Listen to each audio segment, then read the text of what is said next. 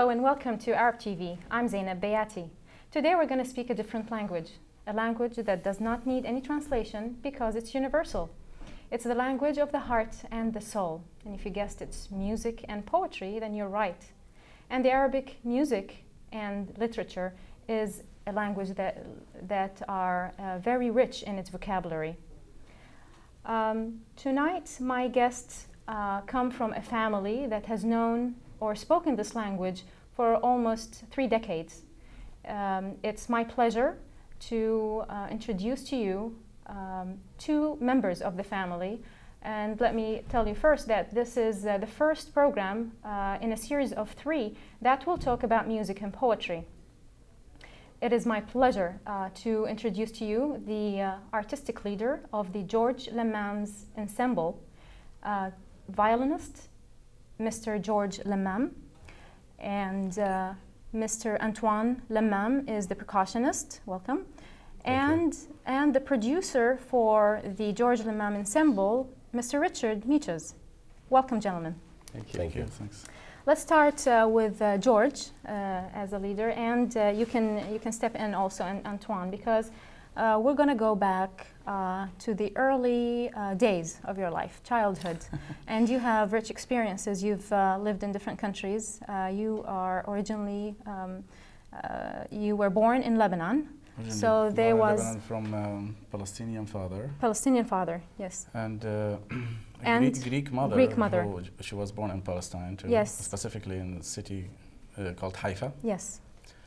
Yeah, my father actually worked in a movie. He's a film producer. Film producer. He actually lived in the 50s, kind of middle 40s and 50s in Egypt. He produced actually many films in Egypt. And my mother was a singer. She sang in Arabic actually, and she sang also. She backed up a lot of famous singers. Such as actually Abdul Halim Hafiz, and she actually also took composition from Halima Rumi, which is, I don't know if anybody knows Majid al-Rumi. That's her father. Yeah. Absolutely. So I grew up, of course, in a musical family. That atmosphere. In that atmosphere. That's why. In Lebanon. In Lebanon. Then you lived there until 13 of age. Yeah, and then we moved to the United Arab Emirates. Antoine, you were almost 14 because you're older, a year older. So this was your same experience. You've been exposed to lights and music, but also to the echoes of death and destruction. And it was the civil war in Lebanon, wasn't it? The beginning of the civil war, when my family decided to move from there and get out of Lebanon, and we started a new life in Dubai, in United Arab Emirates. Actually, from there, kind of we started our music career. Yeah, music career. Studying music in the schools, in public schools, there was music available. Yeah. My third brother, actually, I started the accordion first. Yes. Like my brother Elias, the accordion. But Tony actually has interest in the percussion a long time ago. Okay. So I guess he always was a percussionist. So and then after 6 months from studying the accordion, my teacher in the school said, "You don't want to play the same instruments like your brother, so you better." Good choice. So she made you? Is it he he made you? His name is Tahir Fahim. It was Egyptian actually. Oh. So and he played the violin for me, and I loved the instrument. And just the next day I bought a violin and start taking lessons with him. And then from there, my brother, of course, still played the accordion. But from there, kind of, we found out how much we have the love for the music. And you also played 10 years? Did you all 3 of you played in Dubai? Yeah. Yeah, with us, and then Tony came to United States. Okay, but that went for 10 years in Dubai. Yeah. So you had actually a career there. Yeah, actually I used to play with the المسرح القومي in the kind of what you call it national orchestra there for 2 years. Actually, I got a lot of training with them, and we used to play with different various Khaliji singers from the Gulf region. Do you remember any names? I will say Abdullah Balkhair. Oh, really? He's from Emirates, yes. actually. We're the first one to start playing with him. Actually, he may remember you now if he sees the program. Probably. He's got good memory. Actually, the band director at that time was Haytham Salahuddin, his name. Actually, I think now he lives in Switzerland. I see. I see. How about how did that shape your career, Antoine? Being in United Arab Emirates? Being a percussionist in United Arab Emirates with your parents, and all of you played music. Being in Lebanon in that environment, and the war, and my mom singing, that basically in the roots of my music. You know, my mom used to put me to sleep through songs for Kulthum and these big singers. So, you know, the roots are there, and no matter where you go, you take your roots with you. So United Arab Emirates was, you know, we were older, and the interest in music started showing up on us. You know, but you know, it was Did you still go to school while learning music and playing? Oh, absolutely. Oh, yeah. Yeah, it was hard because we only had 3 hours to sleep in between. You know, this is when we started, you know, playing in nightclubs, you know, when I was in high school. But the United Arab Emirates was coming up at that time. Yes, it was before the Because of the war, a lot of singers were traveling to United Arab Emirates. I see.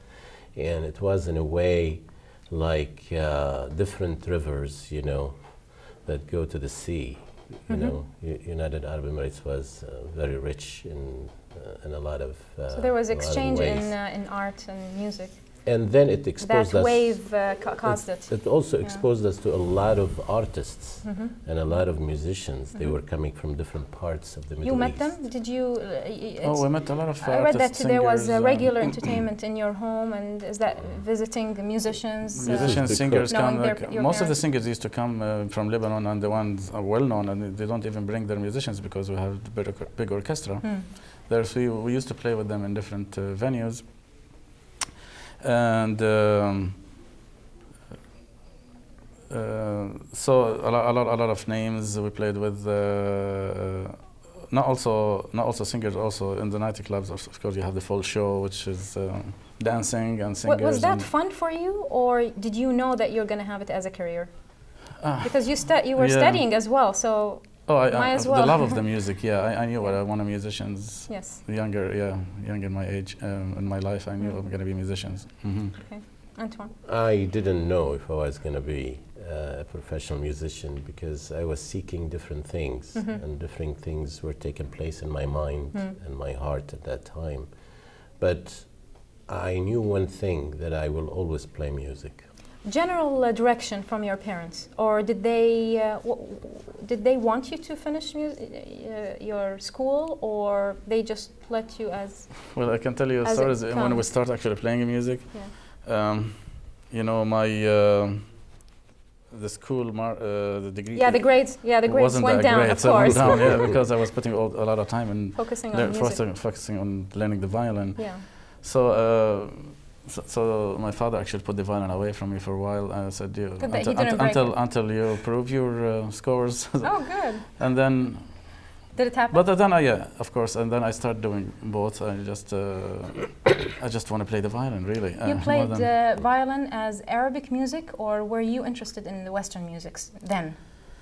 No. Was your interest in Arabic? Arabic music, yeah. The Arabic music. Arabic music. What's the difference between the Arabic violin and the Western violin, or is it the same? Both of them has 4 strings on it, yes. But in the Arabic tuning, actually, we tune the violin different than the Western tuning. Yeah. Can we hear, for us to know what's Arabic and what's Western? No, the tuning, we tune it GD in Arabic. And in Western tuning, we're doing GDAE. Well, I can give you an example like scale, which is in Arabic, we call it maqamat, Arabic maqam. I can give you, they call it the mother of the maqams, called rast. Rast. R-A-S-T. And this one has 2 quarter tones in it.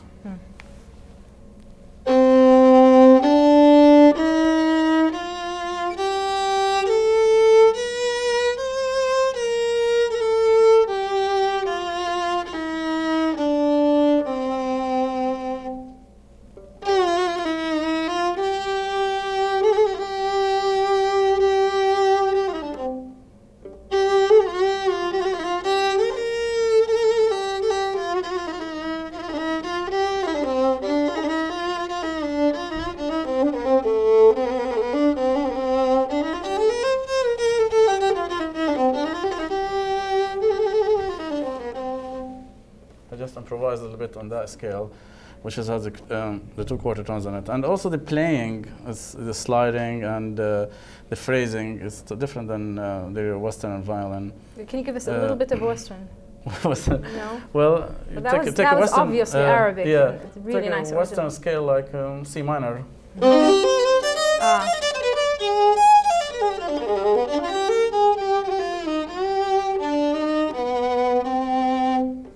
Like you can feel the difference of it, and also of course Western scales doesn't have 1/4 tones in them. You are known as a teacher other than musician.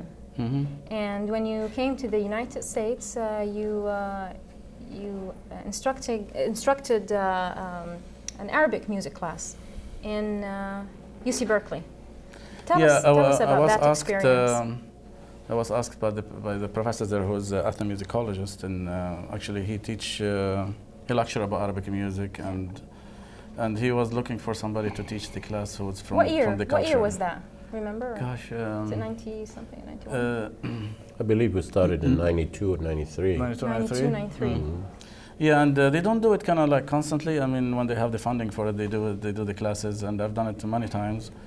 And so I work with the professor who's Ben Brenner, his name, and so he wants somebody from the culture to teach the music.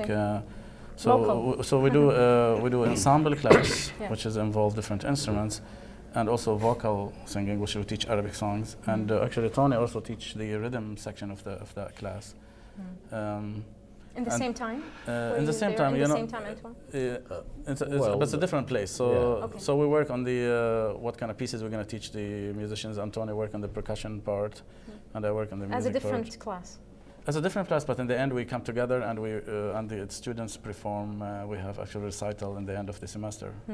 Can we hear some of the your what do you call it? Tambourine. Tambourine, yes. And actually, you can play for us a little bit if you like. Well, we're gonna play a song, so you can. A classic? Yeah, we'll play.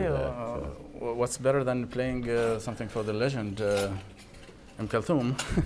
I played a little piece of part of the piece which is composed by Muhammad Abdul Wahab, ودارت الأيام. Beautiful. Two great musicians. Two great, musicians and singers. And Richard?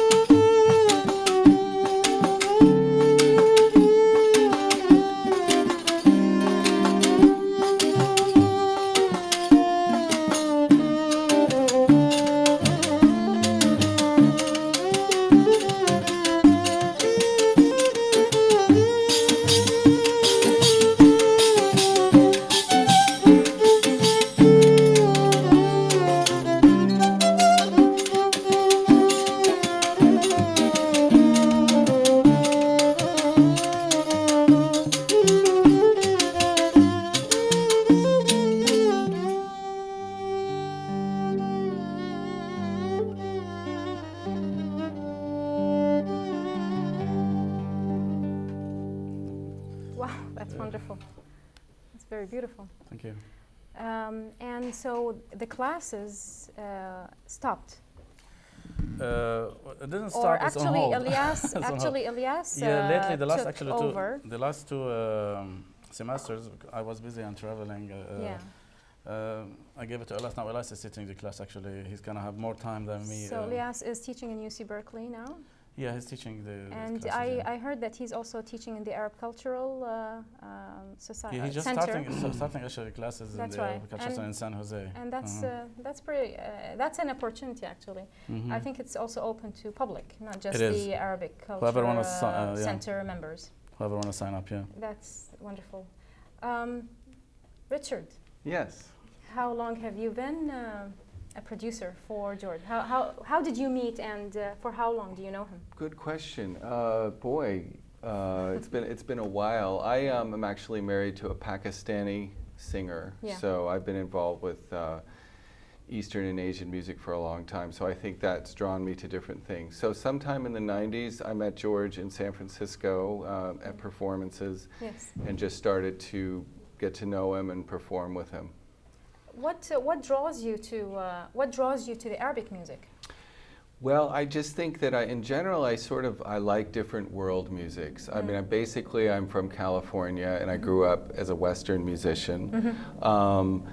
Black musicians have had the greatest influence in this country. You know, I think some of the best folk music starts with you know, black musicians, and then I think from there I moved on into different forms of world music. Like I said, Indian music, and then of course you have flamenco and Spanish music. So Arab, I just enjoy the exotic sounds and the scales, kind of the authenticity, and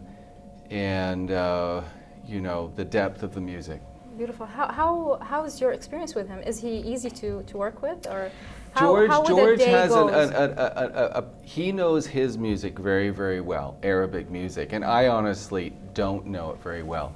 But the work that we do together is original work, because you know he knows all his music and he can perform that. But when we record CDs, we're trying to create something new, something original, something that comes from us. So we don't really have restrictions of, you know, we have to be this way or that way, or I have to know this or that, or George.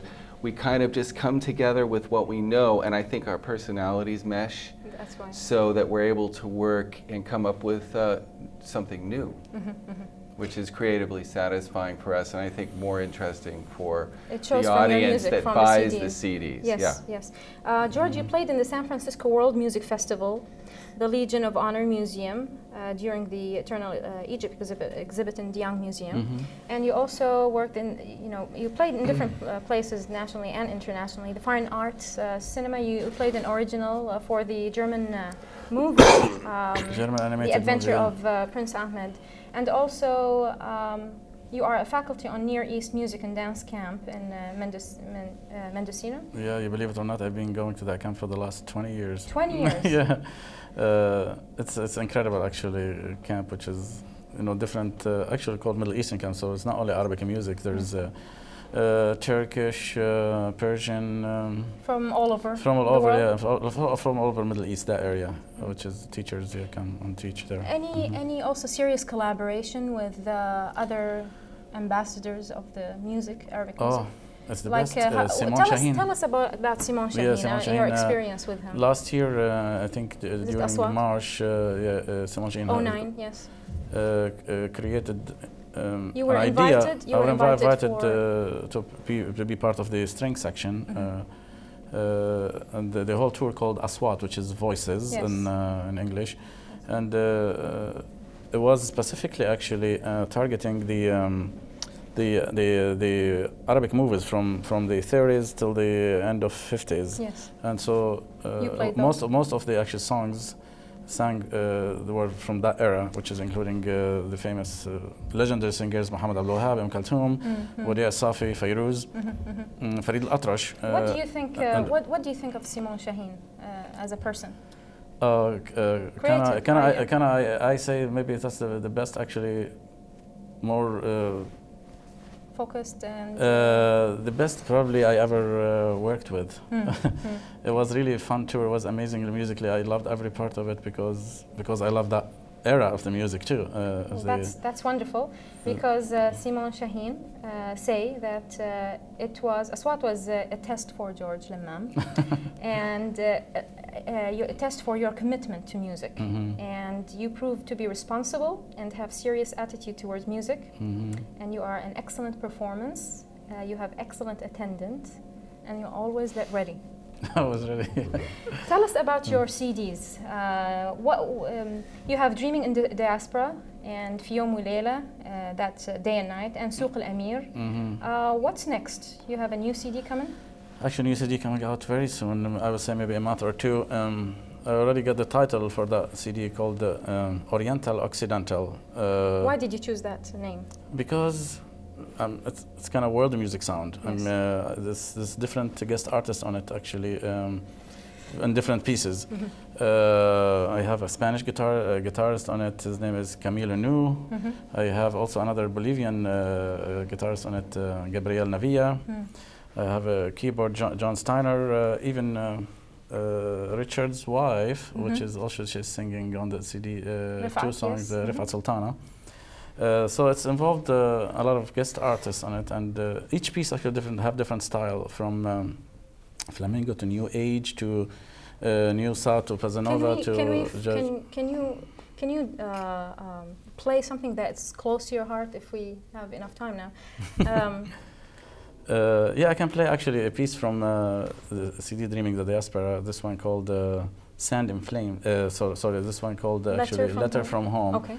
Which is, of course, reminds me of where I grew up in Lebanon, which is, I named that piece Letter from Home. Was that CD inspired by your my trip actually, visit to Lebanon? 2004, I visited Lebanon and I came up with the idea. Go ahead.